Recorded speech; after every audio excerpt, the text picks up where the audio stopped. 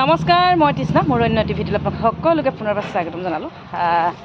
আজিৰ দিনটো ঘৰতে আছোঁ, কাম কৰি আছোঁ, কাপোৰ চাপোৰ ৰ'দত দিছোঁ, কাপোৰ ধুইছোঁ আৰু বহুত বেছি ৰ'দ দিছে।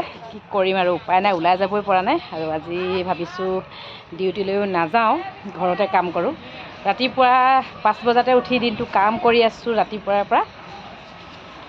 আৰু মা গাটো বেয়া আছিলে, মোৰ লগতে ৰাখিছোঁ মাক। সেয়েহে ৰাতিপুৱা সোনকালে শুই উঠিছোঁ 5 বজাতে। মাৰ কাৰণে খানা ৰেডি কৰিছোঁ আৰু আমাৰ কাৰণে। আৰু ঘৰত যিহেতু আলহী আছে, আলহী মানে দাদা, ভাগিন, ভতিজা সকলো আহি মাৰ কাৰণে। আৰু সোনকালে শুই উঠি কাম বনবিলাক ৰেডি কৰি, আৰু এতিয়া ইমান ৰ'দ দিছে, ওলাবই নোৱাৰি, চোতালত মানে ভৰি দিব নোৱাৰি, বহুত বেছি ৰ'দ, গৰম সাংঘাতিক হৈছে। সকলোৱে ভালকৈ থাকিব দেই, বহুত গৰম পৰিছে। প্ৰেছাৰ বাঢ়ি যাব পাৰে, সেইকাৰণে প্ৰেছাৰ চেক কৰি থাকিব।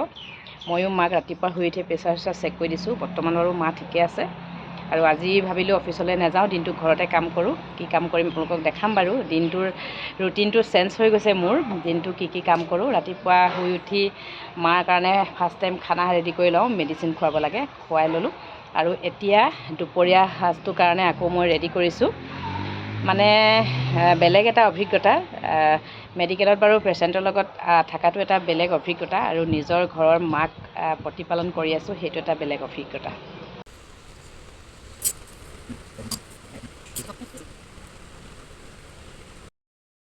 আমাৰ ছোৱালীজনী এয়া আম টেঙা কাটি আছে। আজি আমি আম খাম। বন্ধুসকল, এয়া এজনী আমাৰ চিষ্টাৰ।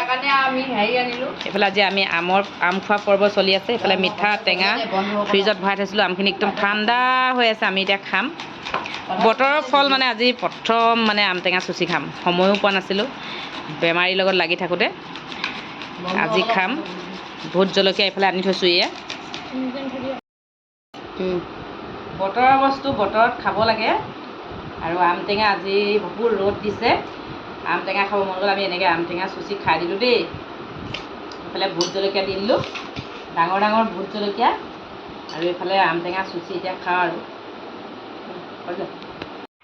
আৰু এতিয়া খাবলৈ লৈছোঁ দুপৰীয়া ভাত। আৰু এনেকৈ খাই দিওঁ আৰু নিৰামিষ, দাংবডি, ঢেকীয়া, আলু, কিবাকিবি নিৰামিষ চব্জি, আৰু এইফালে বিলাহী কাটি ল'লোঁ, ভোট জলকীয়া। এনেকৈ দুপৰীয়া ভাতকেইটা খাই দিওঁ আৰু। ভোক লাগিছে বহুত, আম টেঙাও খালোঁ, বহুত বেছি ভাল লাগিলে। আৰু এতিয়া ভাতকেইটা খাই লওঁ, দেখালোঁ আপোনালোকক কি খাইছোঁ। আৰু এইফালে নাতিয়েক আইতাকক ৰখিবৰ কাৰণে তেহেঁতৰো বহুত বেছি বেয়া লাগিছে। আৰু এইফালে ছোৱালীয়ে আকৌ আইতাকক খুৱাই আছে। আৰু মায়ে মানে এতিয়া সৰু ল'ৰা ছোৱালীৰ নিচিনা যি টি খাওঁৱেই কৰি থাকে, চাওকচোন। এতিয়া আকৌ আহিলোঁ, দেউতা আছিলেহি আজি কেইবাদিনো হ'ল, গাড়ীত উঠাই দিওঁ বুলি। এইফালে আহি ৰখি আছোঁ, ইমান বেছি ৰ'দ। গাড়ীও আহি পালেহি। এইফালে দেউতাক পঠালোঁ, বেয়াও লাগিছে। Bye bye Munna, bye bye. গাড়ী আহি পাই গ'ল, দেউতাকো গাড়ীত উঠাই দিলোঁ। ঘৰৰে ট্ৰেভেলাৰ হয়, একো চিন্তা নাই বাৰু। এতিয়া গ'ল। আৰু মোৰ আৰু অকণমান কাম আছে, মানে গেছ এজেঞ্চিত যাব লাগে, গৈ লওঁ। গেছ এজেঞ্চিত বিল দিব আছে। মা গা বেয়া হোৱাৰে পৰা মোৰ লগতে মাক ৰাখিছোঁ।